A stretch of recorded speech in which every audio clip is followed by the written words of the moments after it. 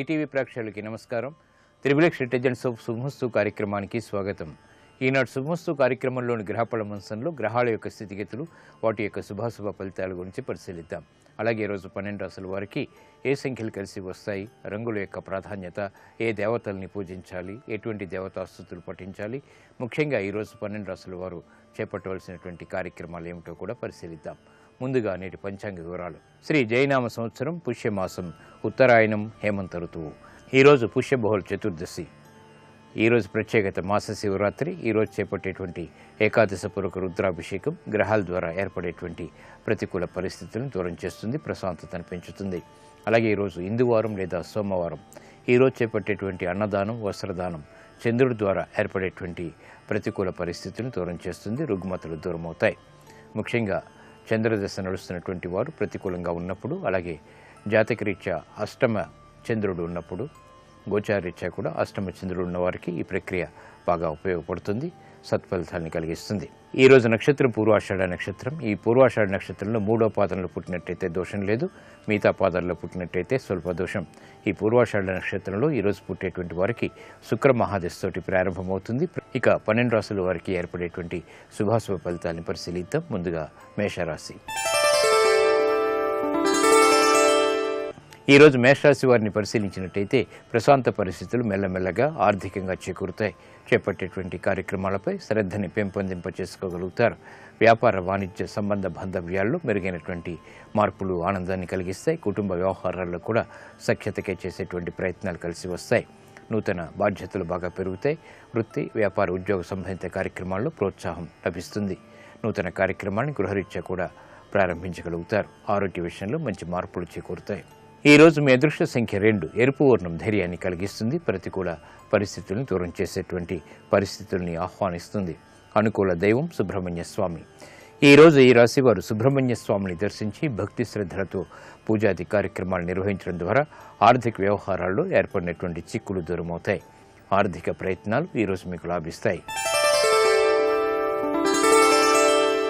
ఈరోజు వృషభ రాశి వారిని పరిశీలించినట్టయితే ఆర్థిక వ్యవహారాల్లో జాగ్రత్తలు పాటించాలి. వృత్తి, వ్యాపార, ఉద్యోగ సంబంధిత కార్యక్రమాల్లో నూతన చిక్కులు ఎదురవుతాయి. ఆర్థికపరమైనటువంటి వ్యవహారాల్లో ఆచితూచి నిర్ణయాలు తీసుకోవాలి. కుటుంబ వ్యవహారాల్లో కూడా సమస్యలు తలెత్తుతాయి. ప్రతిబంధకాలని ఎదుర్కోలేకపోతారు. వ్యాపార ప్రయోజనాలకి చేపట్టేటువంటి కార్యక్రమాల్లో ఆటంకాలను చవిచూస్తారు. నూతన బాధ్యతలు వృత్తిరీత్యా పెరుగుతాయి. ఉద్యోగ సంబంధిత కార్యక్రమాల్లో దూకుడు నిర్ణయాలు పనికిరావు. ప్రయాణాల విషయంలో కూడా జాగ్రత్తలు పాటించాలి. ఈరోజు మీ అదృష్ట సంఖ్య 9. ఎరుపు వర్ణం ధైర్యాన్ని కలిగిస్తుంది. ప్రతికూల పరిస్థితులను దూరం చేస్తుంది. ధైర్యంతో కూడినటువంటి కార్యక్రమ నిర్వహణ తద్వారా విజయాన్ని తెచ్చిపెడుతుంది. అనుకూల దైవం ఆంజనేయ స్వామి. ఈరోజు ఈ రాశి వారు ఆంజనేయ స్వామిని దర్శించి భక్తి శ్రద్ధలతో పూజాది కార్యక్రమాలు నిర్వహించడం ద్వారా అష్టమ చంద్రుడి ద్వారా ఏర్పడేటువంటి అతి ప్రతికూలత దూరం అవుతుంది, ప్రశాంతత పెరుగుతుంది. కోర్టు సంబంధిత వ్యవహారాలు, లావాదేవీలు, ప్రక్రియలు ఈరోజు మీకు ఊరట కలిగిస్తాయి.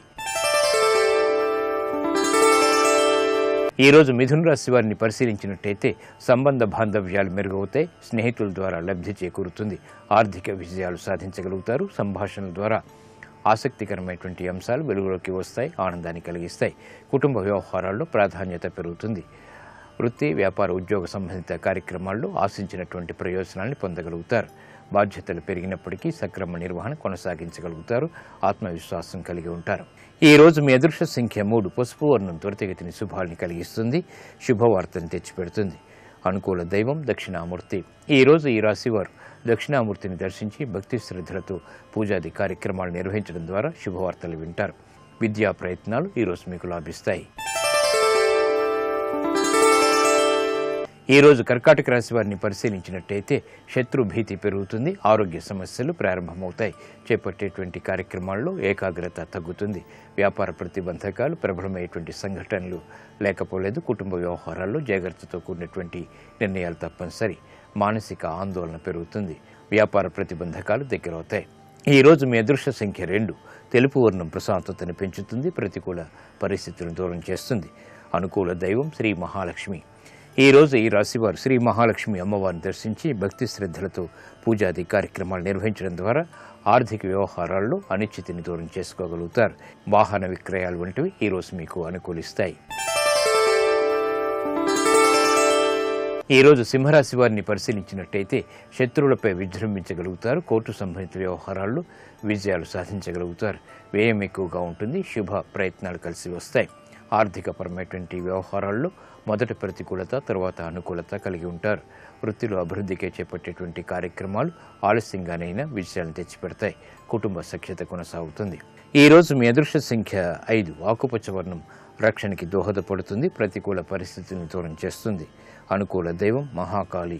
ఈ రోజు ఈ రాశివారు మహాకాళి అమ్మవారిని దర్శించి భక్తి శ్రద్ధలతో పూజాది కార్యక్రమాలు నిర్వహించడం ద్వారా ఆందోళనకర పరిస్థితులు దూరమవుతాయి. ఆర్థిక లావాదేవీలు ప్రయత్నాలు ఈరోజు మీకు లాభిస్తాయి. ఈరోజు కన్యారాశి వారిని పరిశీలించినట్టయితే వాహన సౌఖ్యం కొనసాగుతుంది. నూతన వస్తు కొనుగోలు వంటివి ఆనందాన్ని కలిగిస్తాయి. మాతృ సంబంధిత వ్యవహారాల్లో సత్ఫలితాలని పొందగలుగుతారు. వృత్తి, వ్యాపార, ఉద్యోగ సంబంధిత కార్యక్రమాల్లో విజయాలు సిద్ధిస్తాయి. వ్యవహారిక జ్ఞానం పెరుగుతుంది. వ్యాపార దక్షత పెరుగుతుంది. కార్యదీక్షతో కూడినటువంటి కార్యక్రమ నిర్వహణ తద్వారా విజయాలు దగ్గరవుతాయి. ఆనందకర సంఘటనలు అన్ని రంగాల వారికి దగ్గరవుతాయి. ఈ రోజు మీ అదృష్ట సంఖ్య 5. ఆకుపచ్చ వర్ణం రక్షణకి దోహదపడుతుంది. ప్రశాంత పరిస్థితిని ఆహ్వానిస్తుంది. అనుకూల దైవం మహాగణపతి. ఈ రోజు ఈ రాశివారు మహాగణపతిని దర్శించి భక్తి శ్రద్ధలతో పూజాది కార్యక్రమాలు నిర్వహించడం ద్వారా వ్యాపార విజయాల్ని వేగవంతంగా సాధించగలుగుతారు. ఆర్థిక లావాదేవీలు, సంభాషణలు ఈరోజు మీకు లాభిస్తాయి. ఈరోజు తులారాశి వారిని పరిశీలించినట్టయితే మానసిక ఆందోళన పెరుగుతుంది. చేపట్టేటువంటి కార్యక్రమాల్లో ఏకాగ్రత తగ్గుతుంది. తత్తరపాటు సంఘటనలు ఆర్థికంగా చోటు చేసుకుంటే శ్రమ అధికంగా ఉంటుంది. నూతన కార్యక్రమాల విషయంలో జాగ్రత్తతో కూడినటువంటి నిర్ణయాలు తప్పనిసరి. గృహ సంబంధిత కార్యక్రమాల్లో ఆశించినటువంటి ప్రయోజనాన్ని వెంటనే పొందలేకపోతారు. ఆరోగ్య ఖర్చులు పెరుగుతాయి. ఈ రోజు మీ అదృష్ట సంఖ్య 3. పసుపు వర్ణం త్వరితగతిని శుభాన్ని కలిగిస్తుంది. వ్యవహారాల్లో ఏర్పడినటువంటి ప్రతికూలతని తగ్గిస్తుంది.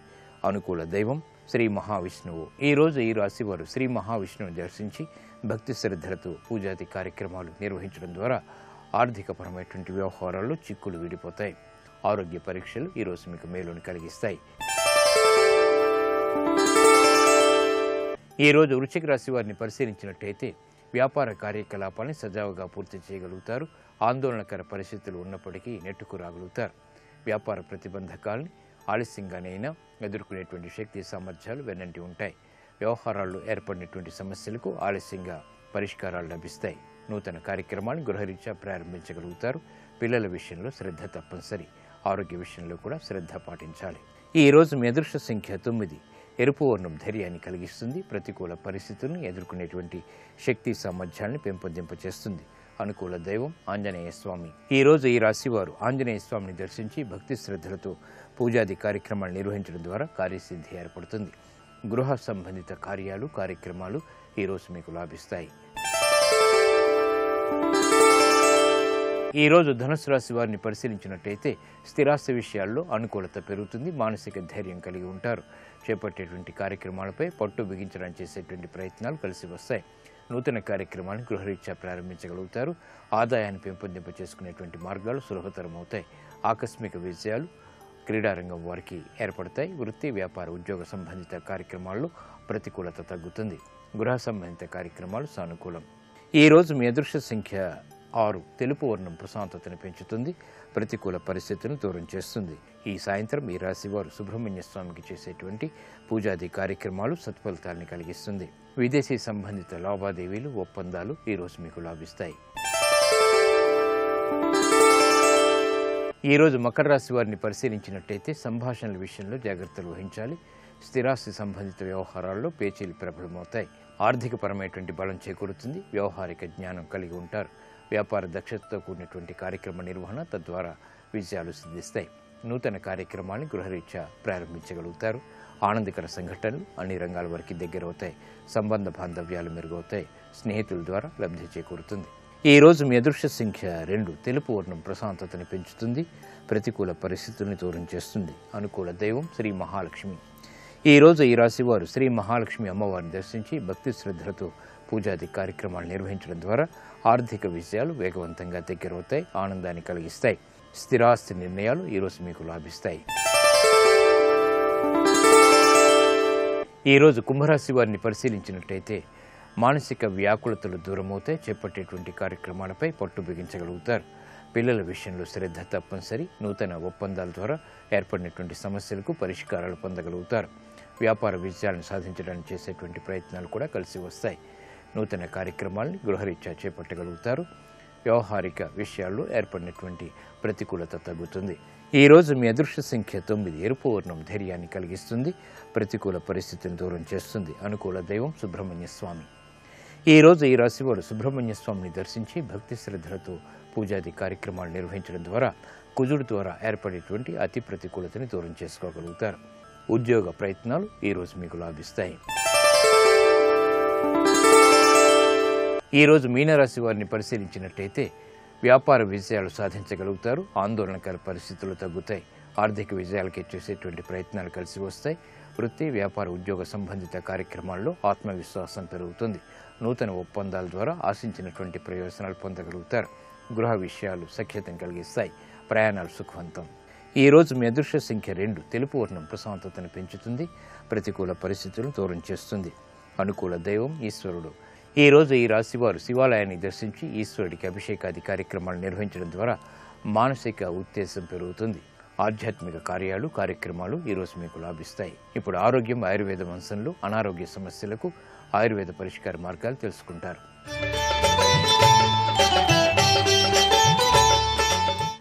నమస్కారం. ఈనాటి శుభమస్తు కార్యక్రమంలో ఆరోగ్యం ఆయుర్వేదం శీర్షికన పాదాల పగుళ్ల సమస్యకి ఆయుర్వేదంలో ఉండే పరిష్కార మార్గాల గురించి తెలుసుకుందాం.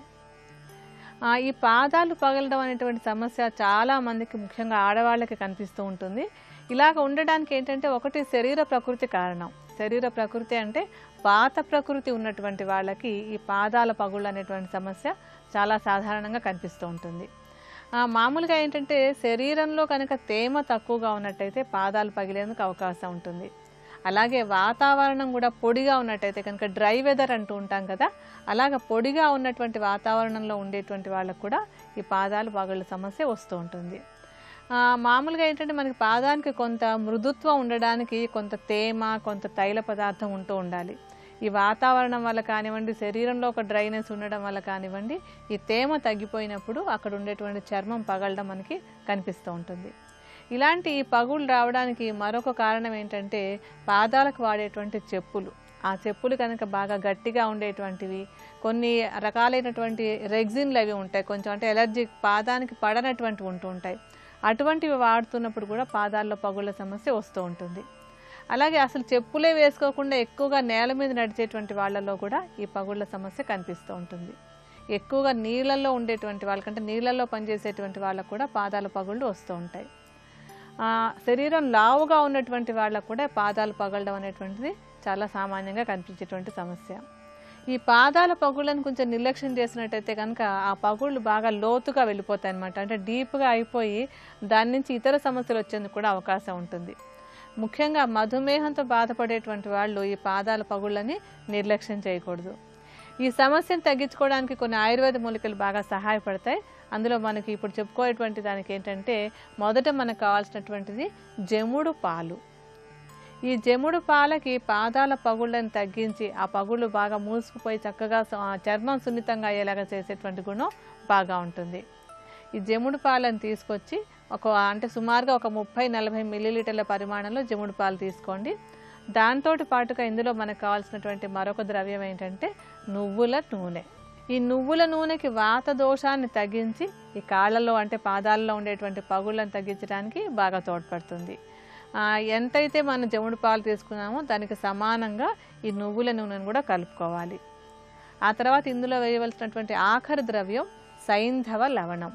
ఈ సైంధవ లవణం కూడా పాదాలు మృదువుగా ఉండడానికి బాగా ఉపయోగపడేటువంటిది. అలాగే పాదాలలో ఉండే పగుళ్ళు తగ్గించడానికి బాగా తోడ్పడుతుంది. సైంధవ లవణాన్ని మెత్తటి చూర్ణంలా చేసేసుకుని ఈ జముడు పాలు నువ్వుల నూనెతో పాటుగా ఇది ఒక చెంచాడు సైంధవ లవణాన్ని అందులో కలుపుకోండి. ఈ మిశ్రమాన్ని ఎక్కడైతే పాదాలన్నీ పగిలినట్టుగా ఉన్నాయో ఆ పగుళ్ళ మీద ఒక లేపనంలాగా రాసుకోవాలి. అలా లేపనంలాగా రాసుకుని 1 గంట తర్వాత దాన్ని కడిగేసుకోవచ్చు. ఈ విధంగా ప్రతిరోజు కనుక ఈ లేపనాన్ని రాసుకుంటూ ఉన్నట్టయితే ఈ పాదాల పగుళ్ళ సమస్యను తగ్గించుకోవచ్చు. పాదాలలో వచ్చే పగుళ్ళ సమస్యను తగ్గించుకోవడానికి మరొక ఆయుర్వేద పరిష్కార మార్గాన్ని ఈ కార్యక్రమంలోనే తర్వాత తెలుసుకుందాం. వెంకటరమణ సంకటహరణ వెంకటరమణ వెంకటరమణ సంకటహరణ వెంకటరమణ సంకటహరణ. నా ముఖంలో రసావిష్కారము మారుతుంది, నా ముఖంలో భావములు ప్రకటనము కావడమే అమ్మవారు. నా చేతులు కాళ్ళు కదలడం, నా ముఖం కదలడం పరమశివుడు. ఇప్పుడు కేళి కామక్రీడ అన్న మాటకు అర్థం ఏమిటంటే పార్వతీ పరమేశ్వరులు నా యందు ఉండి నేను ఇలా అన్నప్పుడు నా చేతులు కదలడం, నా కంఠం కదలడం, నా తల కదలడం పరమశివుడు. నా భావ ప్రకటనమునందు నా ముఖములో రసావిష్కారము జరగడము, లాస్య ప్రకటనము అమ్మవారు. కాబట్టి ఇప్పుడు కామకేళి జరుగుతోంది. కామకేళి అంటే వాళ్ళిద్దరి యొక్క కలయిక. దాని చేత మీ యందు రసావిష్కారము జరుగుతుంటుంది. కామము అంటే కోర్కే, కోర్కే అంటే రసము, రసము అంటే మీలో ఒక భావ ప్రకటనము రసముగా కనపడుతూ ఉంటుంది. ఇది ప్రకృతితో ఎప్పుడూ సమన్వయం అవుతుంది. ఇది కైలాసమునందు జరిగే కేళీతత్వము అంటారు. లాస్యతాండవములు ఎప్పుడూ కలిసి ఉంటాయి. ఇందులో లాస్యము లేని తాండవము కానీ తాండవము లేని లాస్యము కానీ ఉందనుకోండి, అయోమయావస్థ అని గుర్తు. ఏ భావ ప్రకటన లేకుండా కాళ్ళు చేతులు మాత్రమే కదులుతున్నాయి అనుకోండి, మనకు అర్థం కాదు. ఏదో భావ ప్రకటన చేస్తూ ఏమీ మాట్లాడటం లేదనుకోండి, ఆయన అనారోగ్యంగా ఉన్నాడని గుర్తు కాదు. అని ఏదో చెప్పబోతున్నాడు అంటాడు, ఏమీ చెప్పలేడు అంటే అనారోగ్యంగా ఉన్నాడని గుర్తు. రెండూ కలిసి ఉంటే ఆరోగ్యంగా ఉన్నాడని గుర్తు. సమాజంతో అతను ప్రతిస్పందిస్తున్నాడు, సమన్వయం అవుతున్నాడు. ఇది పార్వతీ పరమేశ్వరుల యొక్క కామకేళి. శాస్త్రమునందు ఒక మాట ఉంది, పురాణము వేదమునకు భూతద్దము. వేదం రాజశాసనంలో ఒక్క మాట చెప్పి వదిలేస్తుంది. దాన్ని బాగా వివరించి అర్థమయ్యేటట్టుగా చెయ్యడానికి శృతి, స్మృతి, పురాణము 3 అంచెలుగా వస్తాయి. అందుకే గురుముఖత నేర్చుకుంటే తప్ప విషయమునందు స్పష్టత కలగదు. అందుకే గురువు లేకపోయినా కనీసం ఎవరికి నమస్కారం చేయాలంటే శంకరాచార్యుల వారికి నమస్కారం చేయాలి. శృతి స్మృతి పురాణానాం ఆలయం కరుణాలయం నమామి భగవత్పాద శంకరం లోకశంకరం. వారు భగవత్పాదులు అంటాం, శంకర భగవత్పాదులు అని. శంకర భగవత్పాదులు అంటే దాని అర్థం ఏంటంటే, భగవత్పాద శబ్దాన్ని ఎందుకేస్తారంటే ఎవరి పాదమును పట్టుకుంటే పరమేశ్వర పాదం అందుతుందో వాడు భగవత్పాదులు. శంకరులు భగవత్పాదులు అంటే ఆయన పాదమును పట్టుకున్న వాడికి భగవంతుడి పాదం అందిపోతుంది. అటువంటి సమర్థుడైన గురువు. కాబట్టి గురుముఖత తెలుసుకున్నప్పుడు వేదములో ఉన్న మంత్రరహస్యములు పురాణమునందు ఎలా ప్రకాశింపచేస్తారో తెలుస్తుంది. కాబట్టి పార్వతీ పరమేశ్వరులు కామకేళియందు మునిగి తేలుతున్నారు అంటే అది ఆనంద భైరవ, ఆనంద భైరవీ తత్వమై. శంకరులు సౌందర్యలహరిలో ప్రస్తుతి చేస్తారు దాన్ని. అది లాస్య తాండవ సమ్మేళనమై ప్రకాశిస్తోంది అని గుర్తు. ఇప్పుడు ఆయన పరమశివుడి వంక చూశాడు, ఒక నమస్కారం చేశాడు. పరమేశ్వరుడు కూడా అంతే. ఆయన దగ్గర ఒక లక్షణం ఉంటుంది. ఆయన దగ్గర గమ్మత్తు ఏమిటో తెలుసా అండి? ఆయన ప్రతి నమస్కారం చేస్తాడు. ఎలా చేస్తాడంటే ఇలా అనడం 2 చేతులతో. ఎందుకు అనడంటే ఆయన అనకూడదు అలాగా. ఎవరికి నమస్కారం చెయ్యకూడదో వాళ్ళకి మీరు నమస్కారం చేసినా, ఎవరికి క్షమార్పణ చెప్పకూడదో వాళ్ళకి మీరు క్షమార్పణ చెప్పినా అది పుచ్చుకున్న వాడికి ఆయువు క్షీణిస్తుంది ధర్మశాస్త్రం. పెద్దలు ఏదో పొరపాటున ఓ మాట అన్నారు మిమ్మల్ని, మీరు క్షమార్పణ చెప్పండి, క్షమార్పణ చెప్పండి అన్నారనుకోండి, అయ్యా నన్ను క్షమించండి అని ఆయన వెళ్ళిపోయారు అనుకోండి, ఆయనకి ఏమీ పోదు, ఆయుర్దాయం మీకు క్షీణిస్తుంది. అందుకే ధర్మశాస్త్రంలో ఒక మాట, పిల్లల్ని ఎప్పుడైనా అనరాని మాట తండ్రి అన్నాడు అనుకోండి, తప్పు లేదు కొడుకుది, కానీ ఓ మాట తూలేడు తండ్రి. ఇప్పుడు రే నాన్న సారీరా అనకూడదు తండ్రి. సాయంకాలం సంధ్యావందనం చేసుకునేటప్పుడు ఈశ్వరుడితో చెప్పాలి, ఈశ్వర కొడుకు మీద మాట తూలేను, తప్పు లేని వాడిని తప్పు అని నింద చేశాను, నా దోషమును క్షమించు అని ఈశ్వరుడికి క్షమార్పణ చెప్పాలి. అంతేకాని కొడుకు దగ్గరికి వెళ్ళి నాన్న నువ్వు నన్ను క్షమించు నాన్న అని తండ్రి అనకూడదు, కొడుకు కోరకూడదు. ఎందుకంటే ఆయుక్షీణం అవుతుంది. మీ ధర్మశాస్త్రం మారిపోతూ ఉంటుంది. ధర్మము స్థిరంగా ఉండిపోదు. ఆశ్రమాన్ని బట్టి, రోజుని బట్టి, మీరున్న స్థితిని బట్టి, మీరు ఎవరి ముందు ఉన్నారన్న దాన్ని బట్టి ధర్మం నిరంతరం మారుతుంది. మా అమ్మగారి ముందు నించుంటే పుత్రధర్మం, నా భార్య ముందు నించుంటే భర్తృధర్మం. రెండింటికి అస్థిమశకాంతర భేదం, అసలు రెండింటికి పోలిక ఉండదు. నా తండ్రి ముందు నేను నించుంటే పుత్రధర్మం, నా కొడుకు ముందు నించుంటే పితృధర్మం. ఏకాదశి నాడు ఉపవాసం ధర్మం, ద్వాదశి నాడు పారణ ధర్మం. ఆఫీస్కి వెడితే ఉద్యోగిగా నా అధికారికి నమస్కారం అండి అనడం ధర్మం. ఇక్కడ కూర్చుంటే శాస్త్రం మాత్రమే మాట్లాడడం నా ధర్మం. ఎక్కడి ధర్మం అక్కడే. అట్లాంటి ధర్మం చాలా కఠినంగా ఉంటుంది. కఠినం అంటే మీరు ఆచరించి దాని వలన ఫలితమును పొందవలసి ఉంటుంది. రామాయణము వేదోపబృంహణము. రామచంద్రమూర్తిని విశ్వామిత్రుడితో పంపిస్తూ సపుత్రమూర్ధ్నుపాఘ్రాయ రాజా దశరథ ప్రియం అంటారు వాల్మీకి మహర్షి. కొడుకు మూర్ధన్య స్థానమునందు ముద్దు పెట్టి ఆఘ్రాణించి విశ్వామిత్రుడితో పంపాడు అన్నాడు. ఏమి ఒళ్ళంతా ముద్దులు పెట్టుకు పంపించలేక అంటే ధర్మము ధర్మమే. మనకి ధర్మం ఎలా ఉంటుందో రామాయణం చూపించాలి. అందుకని ప్రతి చిన్న విషయాన్ని అంత జాగ్రత్తగా చూపిస్తాయి కావ్యం, పురాణం. కాబట్టి ఇప్పుడు భృగువు చూశాడు పార్వతీ పరమేశ్వరుడిని. పైకి కామకేళి, లోపల అది లాస్య తాండవ ప్రక్రియ. నమస్కరించాడు. తాను నమస్కరించకూడదు శివుడు. కాబట్టి ఆయన భాగవతంలో చెప్తాడు, చతుర్థ స్కంధంలో తాను ఎలా నమస్కరిస్తాడు. తాను ఎలా నమస్కరించాలి? శివుడు నమస్కరించాలంటే కేశవ రూపానికి చేయాలి, కేశవుడు చేయాలంటే శివరూపంగా చేయాలి. ఎందుకంటే ఇంకో రూపాలు లేవు చేయడానికి వాళ్ళకి. ఆయన ఏం చేస్తుంటాడంటే విష్ణు స్వరూపాన్ని చూసి తన మనసులో నమస్కరిస్తూ ఉంటాడు. విష్ణువు శివస్వరూపాన్ని చూసి నమస్కరిస్తూ ఉంటారు. కాబట్టి ఆయన పైకి నమస్కారం అంటే నమస్కారమో ఆశీర్వచనమో చేసేది కాదు, ఆ సందర్భాన్ని బట్టి చేయరు. కాబట్టి ఆయన అలాగే ఉన్నాడు. ఈయనకి కోపం వచ్చింది. అలా రావచ్చా భృగువు కంటే? తెలిసి ఉండడం వేరు, తెలిసున్నది అనుష్ఠాన పర్యంతంలోకి వచ్చేటప్పుడు వైక్లభ్యములను తట్టుకోగలిగినటువంటి సమర్థత పరిణతిగా పరిణమించడం వేరు. అన్నీ తెలిసి ఉంటాయి, కానీ ఆయా ప్రత్యేకమైన సందర్భం వచ్చేటప్పటికే కాలు జారిపోతాడు. తెలియక తప్పు చేసినవాడు కాడు, తెలిసే చేసినవాడు. అప్పుడు ఏమని మీరు అనవలసి ఉంటుంది? శాస్త్రం అయితే ఏమంటుందో తెలుసా? దాన్ని నిషిద్ధ కర్మాచరణమునందు అనురక్తిని ప్రతిఘటించలేని బలహీనత అని పిలుస్తుంది. నిషిద్ధ కర్మ అంటే ఇది చెయ్యకూడదు, ఇది చెయ్యకూడదు అని ఆయనకి తెలియదా? తెలుసు. మరి ఎందుకు చేశాడు అంటే అలా చెయ్యకుండా ఉండలేని బలహీనతకి లోనయ్యాడు అని గుర్తు. తెలియక చేసిన వాడైతే క్షమార్పణ, తెలిసి చేశాడు క్షమార్పణ లేదు. అప్పుడు ఇంకొకసారి నేను ఇలా చేయకుండా ఉండాలని పశ్చాత్తాప హృదయంతో పరమేశ్వర పాదములకు వంగి నమస్కరించాలి. రోజూ నమస్కరిస్తూ తప్పులు చేయడం కాదు, ఇక అదే చిట్ట చివరి తప్పు కావాలి. అలా తెలిసి చేస్తే నిషిద్ధ కర్మ యందు వశమైపోయాడని గుర్తు. ఇప్పుడు పరమశివుడి వంక చూసి ఆయనకి శాపవాక్కు విడిచిపెట్టాడు. పరమేశ్వరుడికి శాపవాక్కు విడిచిపెట్టారనుకోండి, ఏమవుతుంది? ఆయనకి ఏమీ అవుతుంది. ఎవరికి నష్టం వస్తుంది?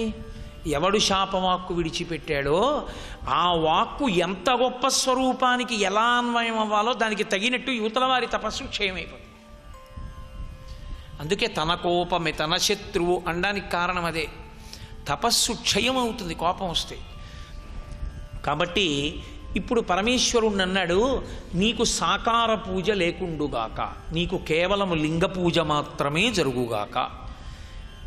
వేదం 2 చేతులు ఎత్తి నమస్కారం చేసింది పరమేశ్వరుడికి. ఆపాతాళ నభస్థలంత భువన బ్రహ్మాండమా విస్ఫురత్యోతిస్ఫాటిక లింగమౌడి విలసత్పూర్ణేందు వాంతామృతై అస్తోకాప్లుతమేకమీశమనిశం రుద్రానువాకాంజపం ధ్యాయేత్ ఇప్సిత సిద్ధయే. ఈ బ్రహ్మాండాన్నంతటినీ కలిపి, అండము అంటేనే గుడ్డు రూపంలో ఉన్న ఈ బ్రహ్మాండాన్ని, దాని మీద చంద్రబింబాన్ని ధారాపాత్రగా అందులోంచి కరిగి అమృతం పడుతుంటే తడుస్తున్న శివలింగంగా మొట్టమొదట ఎవడు భావన చేసి శివలింగానికి నమస్కారం చేస్తాడో వాడు అభిషేకం చెయ్యక్కర్లేదు. అభిషేకం జరుగుతుండగా అలా భావన చేస్తే చాలు, ఈప్సిత సిద్ధయే, వాడి కోరికలు తీరిపోతాయి. ఇప్పుడు ఆయనకి ఏమైనా అపకారం వచ్చిందా దానివల్ల? అపకారం రాలేదు. సాకారమూర్తి అయితే ఎదురుగుండానో పక్కకో కూర్చుని పూజ చేయాలి. ఎదురుగుండా పూజ లేదు, పక్కకు కూర్చుని చెయ్యాలి. 5 పక్కలా కూర్చుని పూజ చేయొచ్చు. శివలింగానికి చుట్టూ కూర్చుని అభిషేకం చేస్తాడు. 5 ముఖాలు వచ్చాయి శివలింగానికి. సజ్జోజాత అఘోర తత్పురుష వామదేవ ఈశానములు. అక్కడితో పోని శాంతి పొందాడా? అది లేదు. అక్కడ నుంచి వైకుంఠానికి వెళ్ళాడు. వైకుంఠంలో కూడా ఇప్పటికే ఆయనకి ఒక చోట బ్రహ్మగారు సరస్వతితో కనబడ్డాడు, కైలాసంలో శివుడు పార్వతితో కనబడ్డాడు. తీరా విష్ణు సభకి వెళ్ళేటప్పటికి అసలు ఆయన ఏం అనలేదు. బరుగు ఒళ్ళు మండిపోయింది. కారణం ఏమిటంటే లక్ష్మీదేవిని గుండెల్లో పెట్టుకుని ఈయన కూర్చున్నాడు చక్కగా. శ్రీ ఉమామహేశ్వర బ్రహ్మార్పణమస్తు స్వస్తి. పెద్దలు ఒక మాట చెప్తారు మూకపంచశతి గురించి. మూకపంచశతిని వ్యాఖ్యానం చేస్తాను, వేదిక మీద కూర్చుని ఆ శ్లోకం చెప్తాను అని ఎవరైనా సంకల్పం చేస్తే, పరదేవత పరిపూర్ణంగా అనుగ్రహిస్తే తప్ప ఒక్కనాటికి వేదిక మీద కూర్చుని ఆ శ్లోకం చెప్పడో.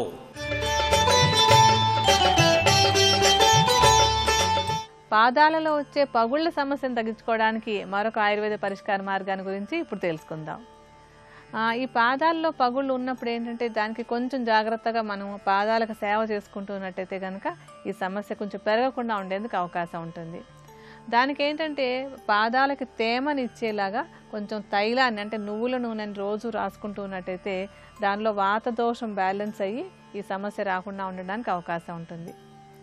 అలాగే ఈ పాదాల పగుళ్ళు అవి ఉన్నప్పుడు ఈ నువ్వుల నూనె రాసుకోవడమే కాకుండా దాంతో పాటుగా ఏం చేయాలంటే ఒక టబ్బులో కొంచెం వేనీళ్ళు పోసుకుని అందులో రాళ్ల ఉప్పు వేసి ఒక 5 నిమిషాల పాటు పాదాలను అందులో ఉంచుకుంటూ ఉండాలి. అలా ఉంచుకున్నప్పుడు ఏమవుతుందంటే ఈ పగిలిపోయినట్టుగా ఉండేటువంటిదంతా ఏంటంటే మృతకణాలు ఉంటాయి. ఆ చర్మంలో ఉండేటువంటి ఆ మృతకణాలన్నీ విడిపోయి పగుళ్ళు మళ్ళీ లోపలికి వెళ్లకుండా ఉండడానికి అవకాశం ఉంటుంది. అలా కాసేపు నీళ్ళలో పెట్టుకున్న తర్వాత పాదాలు బయటకు తీసేసుకుని మెత్తటి టూత్ బ్రష్ తోటి ఒకసారి ఆ పగుళ్ళ మీద అంతా రుద్దుకుంటూ ఉండాలి. అలాగే రాత్రి పడుకునే ముందు కూడా పాదాలకి కొంచెం ఆముదాన్ని కనుక రాసుకొని పడుకుంటూ ఉన్నా కూడా ఈ పగుళ్ళ సమస్య పెరగకుండా ఉండేందుకు అవకాశం ఉంటుంది. ఈ పగుళ్ళ సమస్యను తగ్గించుకోవడానికి ఉపయోగపడేటువంటి మరొక ఆయుర్వేద ఔషధం గురించి కూడా తెలుసుకుందాం. దీనికి మనకు కావాల్సినటువంటిది తేనె మైనం. ఈ తేనె మైనం అనేటువంటిది పాదాల పగుళ్ళు తగ్గించుకోవడానికి చాలా బాగా ఉపయోగపడుతుంది. అలాగే ఏంటంటే పాదాలు మృదువుగా అవ్వడానికి, అక్కడ ఉండేటువంటి ఆ పగుళ్ళు బాగా అతుక్కుపోయి మళ్ళీ మామూలు కొత్త కణాలు రావడానికి కూడా తేనె మైనం సహాయపడుతుంది. ఈ ఔషధం తయారు చేసుకోవడానికి మనకి తేనె మైనంతో పాటుగా మరొక ద్రవ్యం కావాలి. అది నువ్వుల నూనె. నువ్వుల నూనె మనం ఇందాక కూడా చెప్పుకున్నాం, వాత దోషాన్ని తగ్గించి పాదాల్లో పగుళ్ళు తగ్గడానికి బాగా సహాయపడుతుంది. ఆ నువ్వుల నూనెని తీసుకుని దాన్ని ఏం చేయాలంటే వెచ్చబెట్టుకోవాలి. సుమారుగా ఒక 50 మిల్లీలీటర్ల పరిమాణంలో నువ్వుల నూనెని తీసుకుని దాన్ని వేడి చేయండి. ఆ నూనెను వేడిన తర్వాత మనం ఇందాక తీసుకున్నటువంటి ఈ తేనె మైనాన్ని చిన్న చిన్న ముక్కలుగా చేసేసి వేడి నూనెలో వేయాలి. వేసి అలా ఉంచేసి తర్వాత స్టవ్ను ఆపేసేయండి. ఒక 10 నిమిషాలు అయ్యేసరికి ఈ నువ్వుల నూనె తేనె మైన రెండు కలిసిపోయి ఒక ఆయింట్మెంట్ లాగా తయారవుతుంది. ఈ ఆయింట్మెంట్ని రాత్రి పడుకోవడానికి ముందు పాదాల్లో పగుళ్ళు ఉండేటువంటి భాగం మీద ఒక లేపనంలాగా వేసుకుని రాత్రిపూట అంతా ఉంచేసుకోవాలి.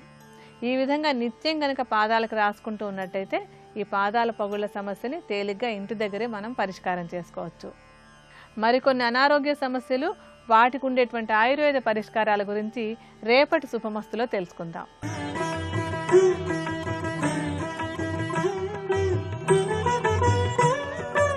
త్రిబుల్ ఎక్స్ డిటర్జెంట్ సోప్ శుభమస్తు కార్యక్రమంలో శుభయోగం శీర్షికకి స్వాగతం.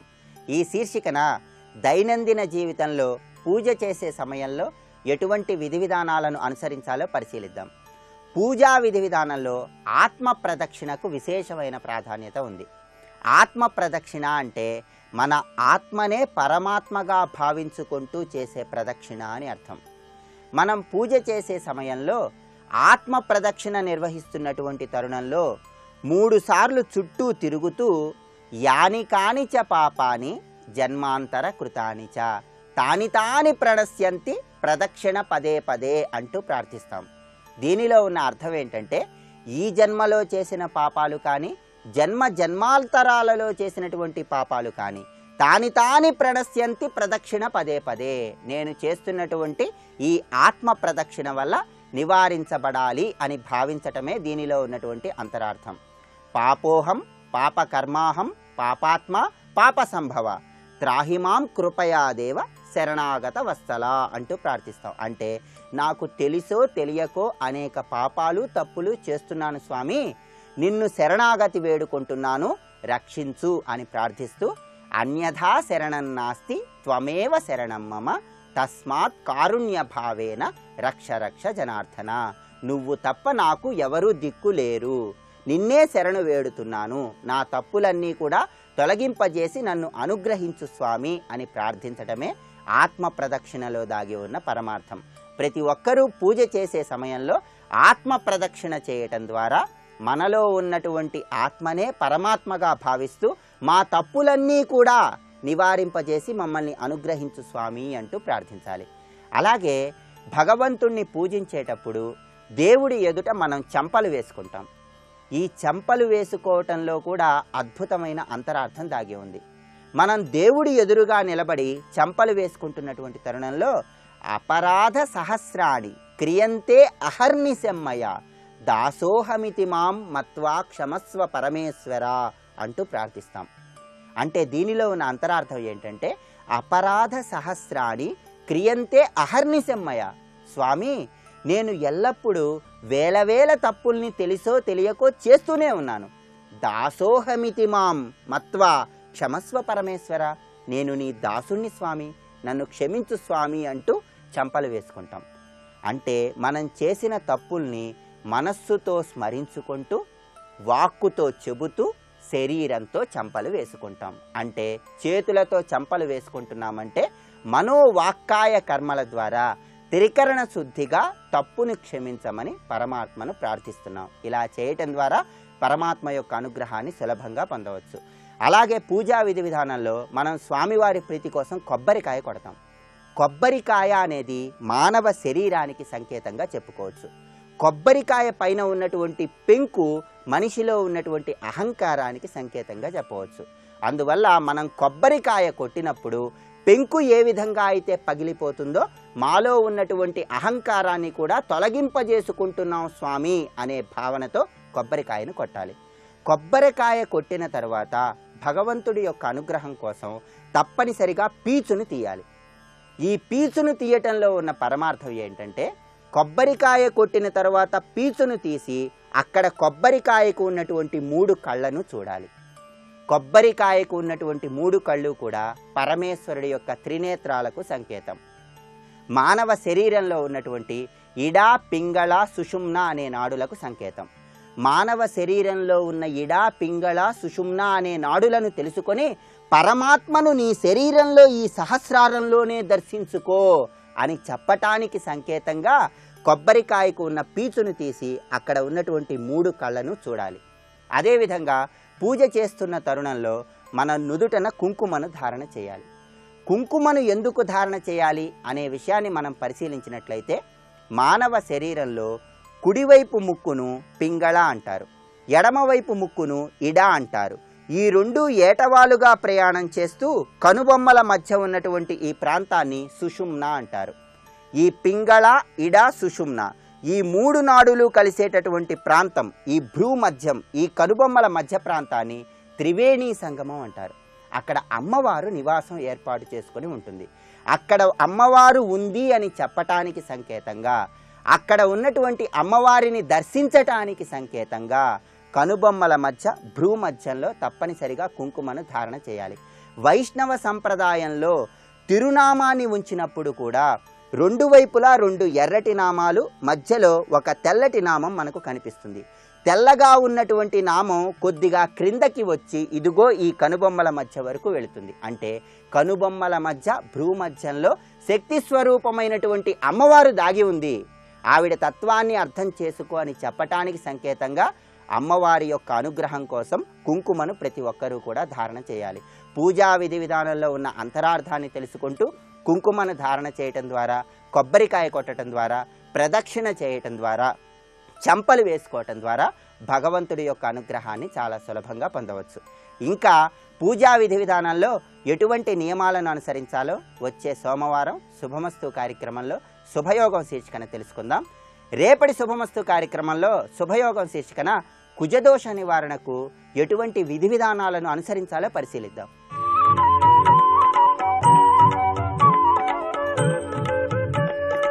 ఈటీవీ ప్రేక్షకుల నమస్కారం.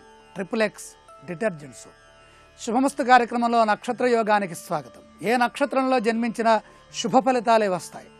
అయితే ఆ నక్షత్ర ఫలితాల గురించి మనం తెలుసుకోకపోతే మనకున్నటువంటి ఆలోచనలు ఆ నక్షత్ర ప్రభావాన్ని అందుకునే విధంగా ఉండకపోతాయి. ఒక్కోసారి ఆ నక్షత్ర ఫలితాలని మనం వాటిని వినియోగించాలంటే శాస్త్ర ధర్మం తెలిసి ఉండాలి. ఏదైనా అంతే, దాని స్వభావం తెలిస్తే వచ్చే గౌరవము, ఆనందము, విజ్ఞానం వేరుగా ఉంటాయి. లేకపోతే మన ప్రభావంలో మనం వెళ్ళిపోతుంటాం, మన చుట్టూ ఉన్న ప్రభావంతోనే మనం జీవిస్తూ ఉంటాం. ఉత్తమ లక్షణాలు లోపల అంతర్గతంగా ఉన్నా అవి బయటికి రావాలి అంటే మనకు సంస్కారం కావాలి. ఈ సంస్కారంలో పరిపూర్ణమైన సంస్కారాన్ని ఇచ్చే నక్షత్రం స్వాతి నక్షత్రం. 27 నక్షత్రాలు మంచివే. కొన్ని కోట్ల నక్షత్రాల్లో మహర్షి 27 నక్షత్రాలనే తీసుకొని అందులో చంద్రుడు సంచరిస్తున్నటువంటి ఈ 27 నక్షత్రాలకి ప్రత్యేకమైనటువంటి గుణ విశేష లక్షణాలని మనకు అందించారు. ఎన్నో గొప్ప అదృష్టయోగాలతో పుట్టినా కూడా మనకి జన్మతః వేదపూర్వకమైన భారతీయ వైదిక జ్యోతిష సంస్కారం అబ్బితే ఆ వ్యక్తి త్వరగా ముందుకు వెళతారు. దీన్నే సంస్కారము అంటాం. సంస్కారం అంటే తెలుసుకోవటం, సంస్కరించబడటం, సరిచేసుకోవటం. ఇది స్వాతి నక్షత్రంలో జన్మతః ఉన్నది. ఎందుకని? స్వాత్ స్వరూపత్వాత్ స్థితి. తనని తాను సరిచేసుకొని, తనని తాను రక్షించుకొని, తనని తాను అర్థం చేసుకునే లక్షణం స్వాతిలో ఉంది. ఏ పేరైనా పెట్టచ్చుగా, మన ఇష్టం, మనకు నచ్చిన పేరు పెట్టచ్చుగా. కానీ పరాశర మహర్షి అలా ఇవ్వలేదు. ఎందుకని? వేదంలో అలా లేదు. వేదంలో ఏ పేర్లైతే చెప్పబడ్డాయో ఆ పేర్లకు ఉన్నటువంటి మహిమని జ్యోతిశాస్త్ర రూపంలో మనకు అందించారు మహర్షులు. మహర్షులు అందించినటువంటి జ్ఞానాన్ని మనం తెలుసుకుంటున్నాం. తెలుసుకోవడం ద్వారా ఏమొస్తుంది? పరిపూర్ణమైనటువంటి శక్తి వస్తుంది.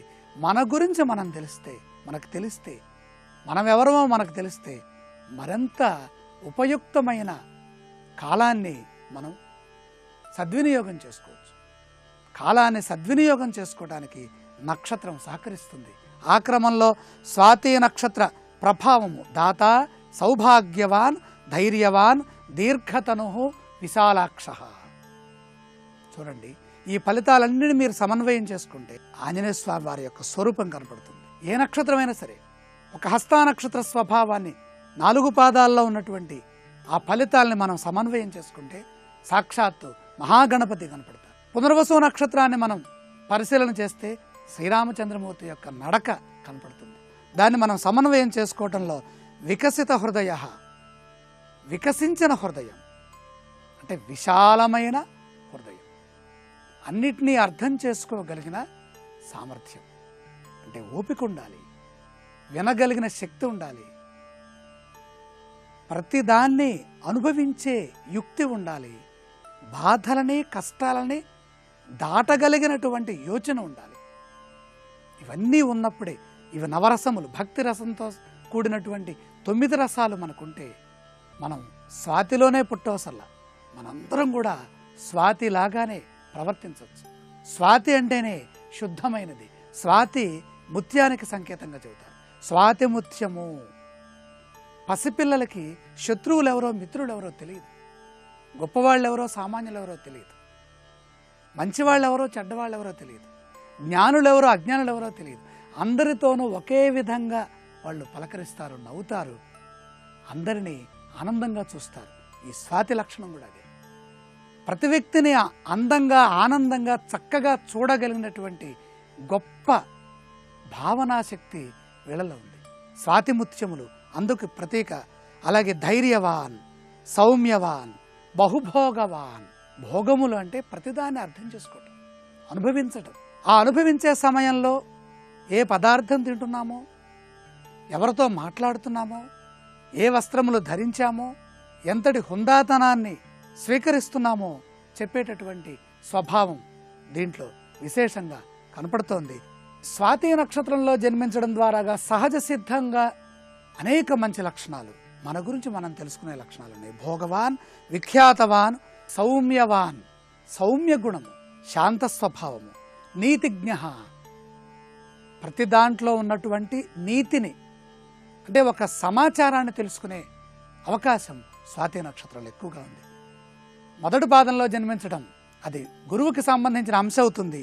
ఈ స్వాతి నక్షత్రానికి గురుబలం తోడైతే ఎలా ఉంటుందో, మొదటి పాదంలో జన్మించిన వారి లక్షణాలు ఎలా ఉంటాయో రేపటి శుభమస్తు కార్యక్రమంలో తెలుసుకుందాం. ఇప్పుడు ఆరోగ్యము యోగా అనే శీర్షికన అనారోగ్య సమస్యల నివారణకి ఉపకరించే కొన్ని యోగాసనాలని పరిశీలన చేద్దాం. థైరాయిడ్ సమస్య నివారణకు శీత్కారి ప్రాణాయామం ఉపయుక్తమవుతుంది.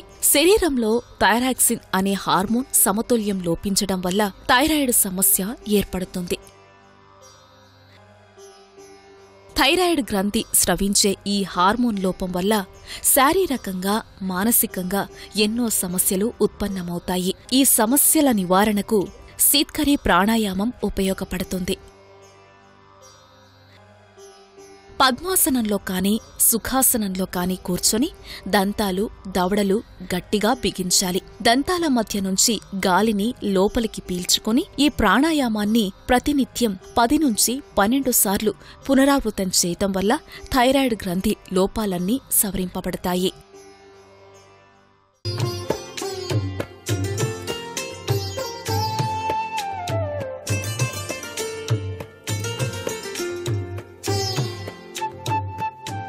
ట్రిపుల్ డిటర్జెంట్ సోప్ శుభమస్తు కార్యక్రమంలో గృహబలం అంశానికి స్వాగతం. ప్రతివారు కూడాను కాస్త డబ్బు రాగానే ఆ డబ్బుతో చిన్న స్థలం కొనుక్కొని ఆ స్థలంలో చిన్న గృహాన్నైనా సరే నిర్మాణం చేసుకొని జీవితాన్ని చక్కగా సాగించాలి అని చెప్పేసి భావన చేస్తూ ఉంటారు. ఆ స్థలాన్ని ఎంపిక చేసుకునేటువంటి విధి విధానంలో వాస్తుశాస్త్రరీత్యా పాటించవలసినటువంటి చక్కటి లక్షణాలు కలిగినటువంటి ప్రభావం మీ యొక్క గృహంలో దేదీప్యవంతమైనటువంటి లక్ష్మీ తత్వాన్ని ప్రసాదింపచేస్తుంది అని చెప్పక తప్పదు. అయితే తెలుసో తెలియకుండా వాస్తుశాస్త్ర అవగాహన లేకుండా స్థలాన్ని ఎంపిక చేసుకొని దానిలో నిర్మాణాత్మకమైనటువంటి చర్యలు కనుక చేపట్టినప్పుడు అనేక ఇక్కట్లు ఈతి బాధలు గురి కావాల్సిన పరిస్థితి ఎంతగానో ఉంటుంది. ఒక స్థలాన్ని ఎంపిక చేసుకునేటప్పుడు ఆ స్థలంలో ఉన్నటువంటి మట్టిని పరిశీలన చేసేటువంటి చక్కటి యోగవంతమైన వాస్తు లక్షణాలు కూడా ఉన్నాయి. ఆ యొక్క మట్టి పరిశీలన తత్వం చక్కటి యోగవంతమైన తత్వాన్ని ప్రసాదిస్తుంది.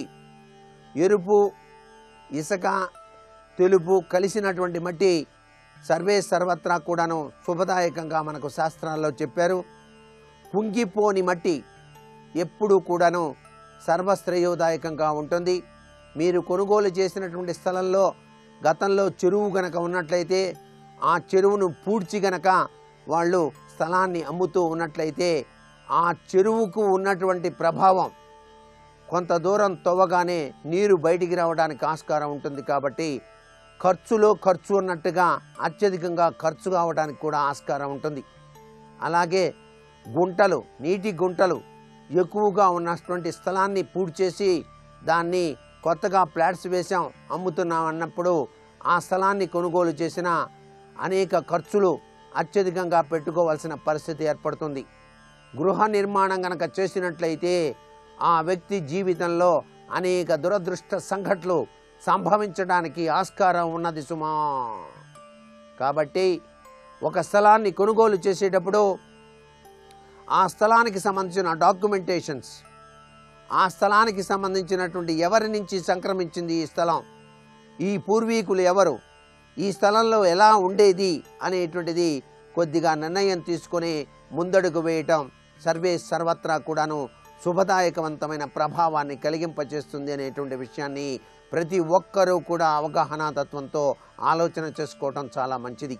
ఇక స్థలాల్ని ఎంపిక చేసేటప్పుడు వీధి యొక్క ప్రభావం కూడా పనిచేస్తూ ఉంటుంది.